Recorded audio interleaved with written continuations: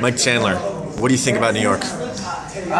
It's a big city. Coming from small town Missouri, south of St. Louis, it's definitely a change of pace, and it's definitely fast paced. It's definitely crowded. It's definitely a cool experience to do for a short period of time. I think for me, there's nothing wrong with New York. I like people who come from New York and that kind of stuff, but I prefer more wide open spaces. Is this your first time here? No, I've been here, with the Viacom.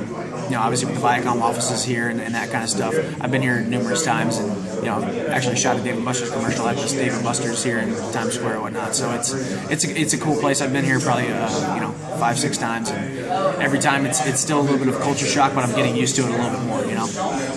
You bring up that commercial. Is it weird to be in a Dave & Buster's and not be in your fight shorts carrying around a belt? It is. I prefer to be shirtless with the belt on my shoulder, at Dave & Buster's. But no, it was cool to get that opportunity, and I hope there's more on the horizon.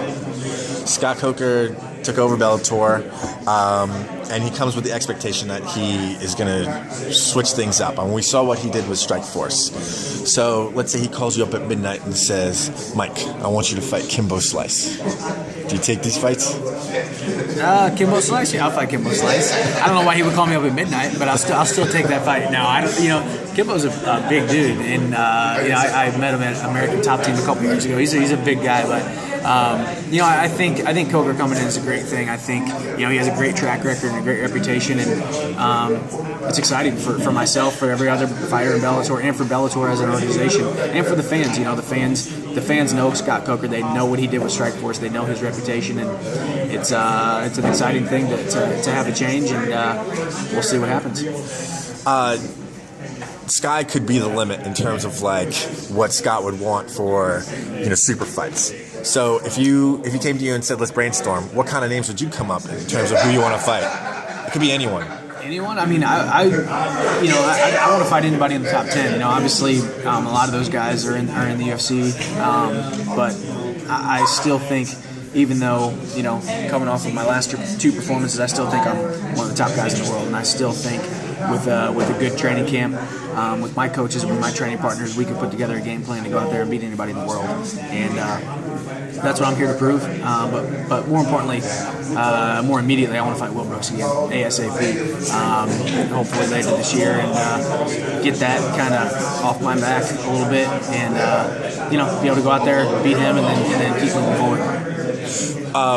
Eddie was going back and forth with Will Brooks, and Eddie was saying that you fought injured, and we haven't really heard any confirmation about that from you. I mean, were you injured? Yeah, I don't. It's hard for me to talk about. I mean, even though I know the facts and I know that wasn't me who stepped into the cage that night, the normal, Michael Chandler style of fighting, because I don't like to be the guy who makes excuses and whatnot. But it definitely was a bad situation, and it was kind of cool that Eddie brought it up, because kind of gave a little more credibility to myself, and because I think the true blue fans know that wasn't me. That wasn't the performance that I usually give, and I can just guarantee next time I step in the cage, I'll be a lot better fighter. That's why I want to fight Will Brooks again, ASAP. So we'll see. You fought Eddie a lot. Is there a relationship there? Are you guys buddies? Not buddies, but it's kind of one of those things where I have more respect for Eddie than I do a lot of fighters, because I've spent almost 50 minutes in the cage with them, literally beating the crap out of each other and putting on a great show for the fans and doing what we love. At the end of the day, fighters can have feuds and they can hate each other and they can love each other, but at the end of the day, you have to respect each other. To do what we do, the training that we do, the crazy amount of just stuff that we put ourselves through in the gym, in the cage, fighting each other is you have to have respect for each other, and that's what Eddie and I have. I think he's a pretty good dude. I don't know him really well personally, but I think he fights for his family, to support his family, and he's a father of 3 and a husband, and that's really his main goal is to provide for his family, and that's very commendable, because at the end of the day, that's what we're called to do. Be great men and be great fathers and great husbands. You guys fought each other, and really, it looked like you were taking years off of your lives. What sort of toll does that take on you? I mean, bouncing back from that. I don't know.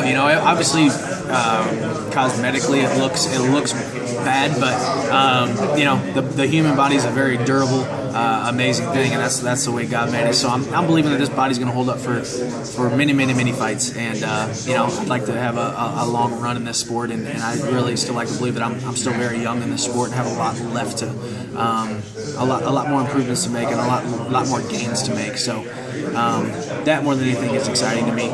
Being able to come back from these 2 losses and just prove to people that no matter what you're going through, no matter what cards you're dealt, no matter where you are in your life, your best days and blessed days are out ahead of you, and that's really truly what I believe. So I'm excited to go out there hopefully later this year and continue to prove why I'm in this sport, and that's to be the best lightweight in the world. You just mentioned the future, what the future would be, and you're a company guy. It seems like you're Bellator through and through. 5 years, 10 years, you're going to be with Bellator? I don't know. It's right now, of course. Bellator's a great organization. They've taken care of me, and Scott Coker's only been at the helm for a month and a half now. So we'll see. I can only imagine that the way that Bellator is going, they're going to continue to grow. They're going to continue to grow in a positive manner, and only good things are going to happen. So, it's hard to say, but right now I'm very happy with where I'm at. I'm very focused on where I'm at. I'm focused on getting back in the cage, hopefully with Will Brooks later this year, and avenging that loss, and then just focusing on the future as it comes. I have great management and great training partners, great coaches, so I'm surrounded by a great group of people who can help me get to the next level, and I'm just believing that I'm making the right decisions to fight where I need to fight and who I need to fight and when I need to fight them. All right, that's it. That's all my questions. Perfect. Thank you.